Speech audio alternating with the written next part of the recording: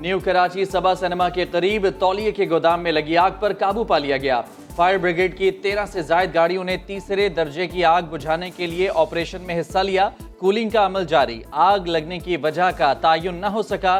Fire brigade हुकाम कहते हैं कूलिंग के बाद आग लगने की वजूहात का तायुन किया जा सकेगा। काफ़ी बड़ी ये आग थी। फिर कार्रवाई करते हुए नाथ कराची स्टेशन और आसपास के लोग फिर इसको 3 नंबर डिक्लेयर किया और उसके फ़ौरन बाद इसको कंट्रोल किया और आसपास की फैक्ट्रियों में इस आग को जाने नहीं दिया गया। सिंध में बच्चों की मौजें खत्म। सर्दियों की छुट्टियां खत्म होने के बाद स्कूल और कॉलेजेस खुल गए।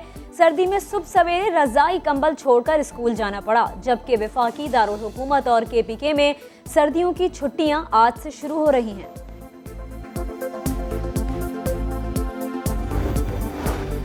मुल्क में कोरोना के मुस्बत केसेस की शरह में इजाफा होने लगा। 24 घंटे में 2 मरीज इंतकाल कर गए। 45,643 टेस्ट किए गए। 708 नए केसेस रिपोर्ट हुए। मुस्बत केसेस की शरह 1.55 रिकॉर्ड की गई। पाकिस्तान में कोरोना की नई किस्म ओमिक्रॉन का तेजी से फैलाव जारी। इस्लामाबाद में 16 नए केसेस सामने आ गए। वफाकी दारुल हुकूमत में मुसद्दका केसेस की तादाद 100 हो गई। वजीर सेहत पंजाब डॉक्टर यास्मीन राशिद ने लाहौर में 57 केसेस की तस्दीक की। आज से 30 साल से बड़े शहरियों को बूस्टर डोजेस लगना शुरू हो जाएंगे।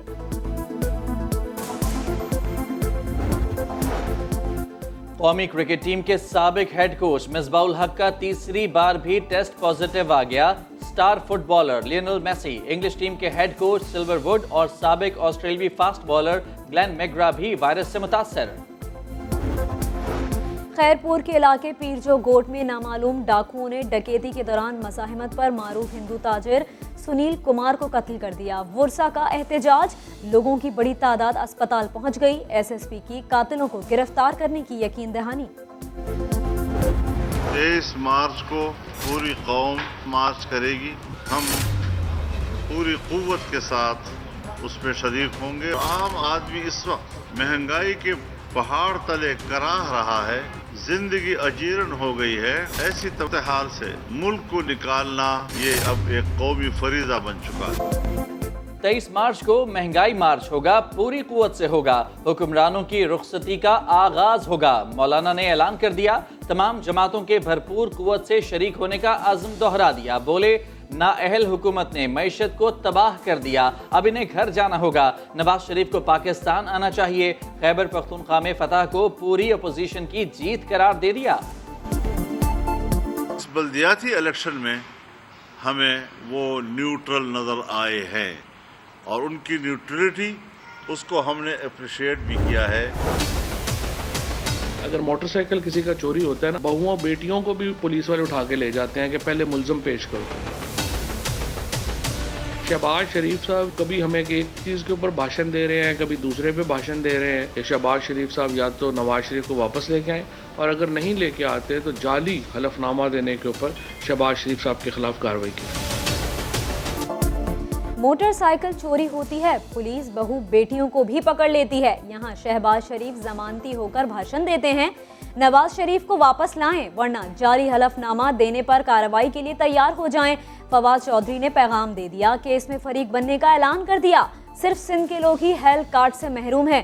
पीपल्स पार्टी पर लफ्जी हमला कर दिया। वजीर इत्तलात ने मिफ्ता इस्माइल को मुनाफा कमाने के बावजूद पैकेट में टॉफी कम करने का ताना दे दिया।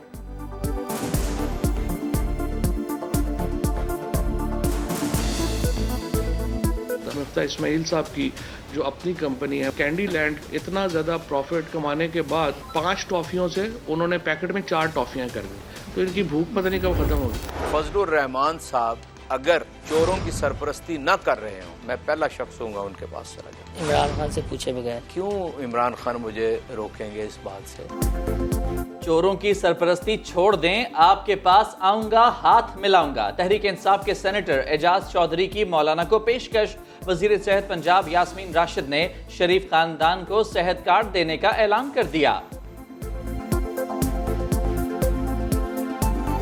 अगर अगर ये कार्ड सबके लिए तो हम नवाज शरीफ साहब को भी कार्ड देंगे, क्योंकि अपने आप को बाशिंदा कहते हैं पाकिस्तान का, रहते नहीं है वो अलग बात है। हम उनको भी कार्ड देंगे, उनके आगे बाल बच्चा जो है उनको भी देंगे। कोशिश करेंगे ज़रूर कि हम अच्छे से अच्छा इलाज उनका यहीं पाकिस्तान में करें। उनको बस एक फिक्र है कि नवाज शरीफ ना आ जाए। इंशाअल्लाह ताला नवाज शरीफ भी अब आएगा, मुस्लिम लीग नून भी वापस आएगी और पाकिस्तान की तरक्की का सफ़र दोबारा शुरू होगा। अब की बार नून लीगी सरकार, नवाज शरीफ वापस आएंगे, हुकूमत को घर भेजेंगे। एहसन इकबाल का फवाद चौधरी को जवाब, बोले इमरान खान की रिटायरमेंट का वक्त हो गया, अब घर जाना होगा। मरियम औरंगजेब ने फिर साफ साफ कह दिया, नवाज शरीफ इलाज मुकम्मल होने पर ही वापस आएंगे। इंशाअल्लाह ख़वातीन का एक ठाटे मारता हुआ समंदर यहाँ इस सड़क पर मौजूद होगा इंशाअल्लाह ताला। और फिर हम फैसला करेंगे कि अगर यहाँ पर जगह पूरी नहीं हुई तो आगे निकलकर सीएम हाउस तक जाएंगे या फिर किसी और तरफ निकल जाएंगे या शाहरा फैसल पर चले जाएंगे या यहीं पर वक्त गुजारेंगे, ये हमारी माएँ बहनें तय करेंगी। जमात इस्लामी का सिंध असम्बली के सामने एहतजाज जारी। हाफिज नईम ने आज वजीर आला हाउस जाने की धमकी दे दी। वफाकी वजीर असद उमर कहते हैं, सिंध का पुराना बल्दियाती कानून खिलाफ आइन था, मगर सिंध हुकूमत ने तरमीम से इसका हुलिया मजीद बिगाड़ दिया। ये खिलाफ आइन है, खिलाफ कानून है। ये तो जो रही सही बल्दियात के पास, मुकामी नुमाइंदों के पास इख्तियारात थे, ये उसको भी ख़त्म करने जा रहे हैं। ये गैर आइनी है, ये नामुकम्मल जमहूरियत है। ख्वाब बिलाखिर पूरा हुआ। शाहिद आफरीदी ने नॉर्थ कराची में क्रिकेट अकेडमी का संगे बुनियाद रख दिया। रिटायरमेंट और कोचिंग के बारे में मुस्तकबिल के मंसूबे बता दिए। कहते हैं कोयटा ग्लैडिएटर्स की क़यादत सरफराज ही करेंगे। नहीं, कप्तान तो सरफराज ही होगा यार। सरफराज अच्छा कप्तान है, फाइटर है। सरफराज की पूरी तरह मेरी सपोर्ट है उसके साथ।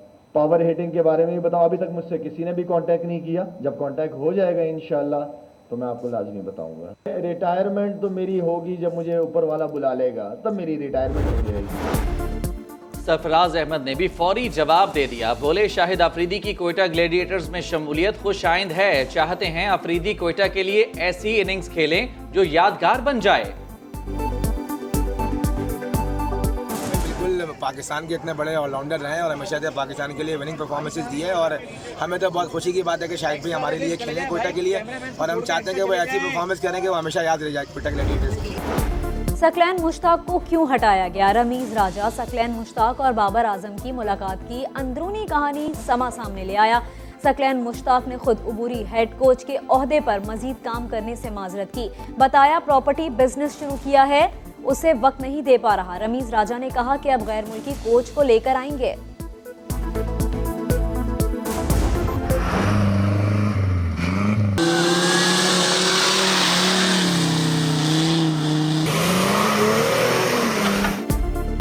खैबर पख्तूनख्वा की बर्फपोश वादी कालाम में स्नो जीप रैली। रेसर्स ने भी बर्फ की जमी तह पर खूब महारत दिखाई।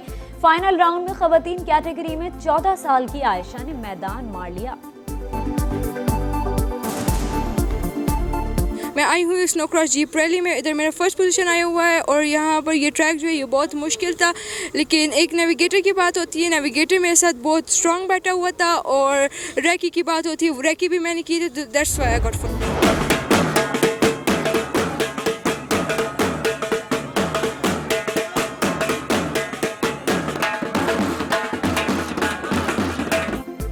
और पाकिस्तानी नोट, गैर मुल्की नोट, मोबाइल फोन सब लुटा दिए। सियालकोट में जमींदार के बेटे की बारात पहुंची, रिश्तेदारों ने नोटों की बरसात कर दी।